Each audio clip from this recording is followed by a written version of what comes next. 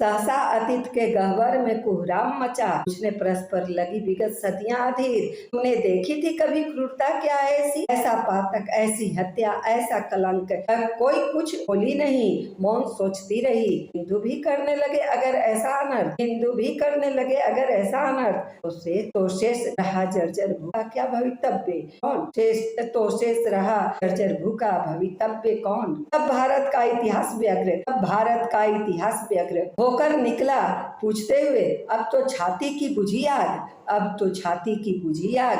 देखे थे अनगिनत पाप और देखे थे अभी उनकी, पर आज किया जो कुछ तुमने, उसे देख थर्राता हूँ जो लिखूं। इसे तो राम कृष्ण की पोथी पर का लिख ले, धरती की उज्ज्वलतम चरित्र पल में मलिन हो जाता है। जो नहीं लिखूं तो भी जघन्य पाप छोड़कर तुम्हें और किसके सिर पर मंडराएगा, और किसके सिर पर मंडराएगा। सोचो तुमने क्या किया, सोचो तुमने क्या किया, गोलियां किसकी छाती में मारी, घायल हो सृष्टि कराह रही, उर से रुधिर टपकता है, उर से रुधिर टपकता है। चोट प्रकृति को लगी है, चोट प्रकृति को लगी, विश्व के उर में गहरा घाव लगा, विश्व के उर में गहरा घाव लगा। सुर नर दोनों छटपटा रहे हैं अब मेदिनी पीड़ा से, मर्म वेदिनी पीड़ा से। विस्मय है चारों ओर गहन, विस्मय है चारों ओर गहन, अब सोच रहे हैं व्याकुल विषण, सब सोच रहे हैं व्याकुल विषण। यह क्या हो गया अचानक ही, यह क्या हो गया अचानक ही, यह क्या हो गया, यह क्या हो गया, पूछते हैं नव के अबोध नक्षत्र विकल। यह क्या हो गया, पूछते हैं नव के अबोध नक्षत्र विकल। यह क्या हो गया, पूछती है अवसन दिशाएं चकित मौत। यह क्या हो गया, पूछती है उठ उठ पिछली प्रत्येक सदी। यह क्या हो गया, पूछता है जग का समीपवर्ती भविष्य। अघटन घटना क्या समाधान, घटन घटना क्या समाधान। कांटे भी जिसके पांव तले कोमल होकर मुड़ जाते थे, कांटे भी जिसके पांव तले कोमल होकर मुड़ जाते थे।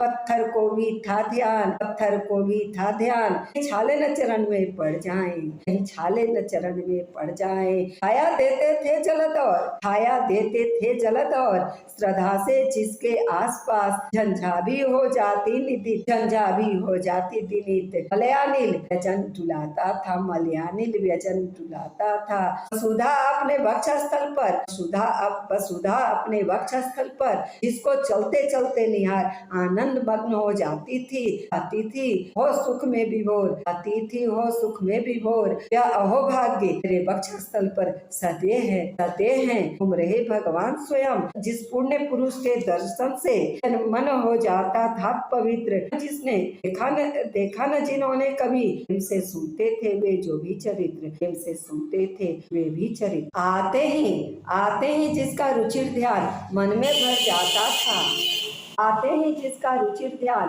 मन में भर जाता था।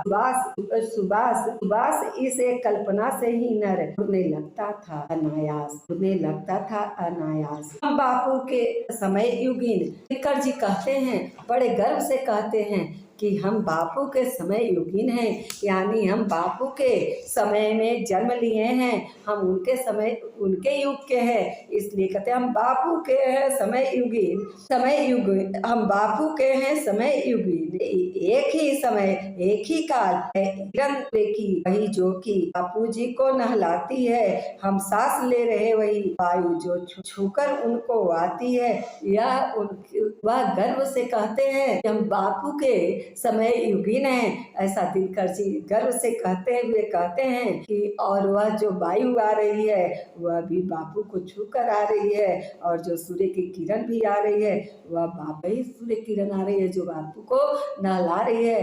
हम बापू के समय युगीन हैं, इसलिए दिनकर जी कहते हैं हम बापू के हैं समय युगीन। एक ही समय, एक ही काल है किरण सूर्य की वही जो कि बापू जी को नहलाती है, हम सांस ले रहे वही वायु जो छूकर उनको आती है धन्य धन्य विधाता जिसने गांधी युग में हमको जन्म दिया है। धन्य विधाता, वह विधाता को कहते हैं कि धन्य विधाता हैं कि मुझे बापू के युग में जन्म दिए। इसलिए दिनकर जी कहते हैं धन्य विधाता जिसने गांधी युग में हमको जन्म दिया, जिनकी विनम्रता के आगे कुंठित हो जाती थी कराल, तलवार शर्म से सकुचाकर, तलवार शर्म से सकुचाकर गार बर्फ बन जाते थे, लगते थे पद चाटने से, लगते थे पद चाटने से, घर के पालतू हिरन जैसे, घर के पालतू हरिन जैसे।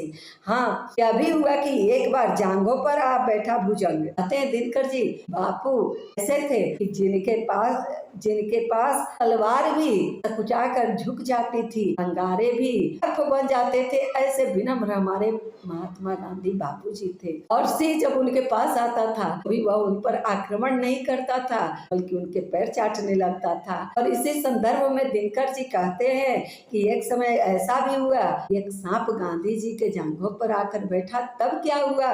तो इस संदर्भ में कहते हैं दिनकर जी, हाँ यह भी हुआ कि एक बार जांघों पर आ बैठा भुजंग, मुड़ इधर उधर कुछ सूंघ सांग, जाने क्या खुशबू मिली, टक्कर धीरे धीरे उतर गया। उनके जांघों पर आया और इधर उधर सूंघा और न जाने क्या खुशबू मिली, बस सड़क उतर गया।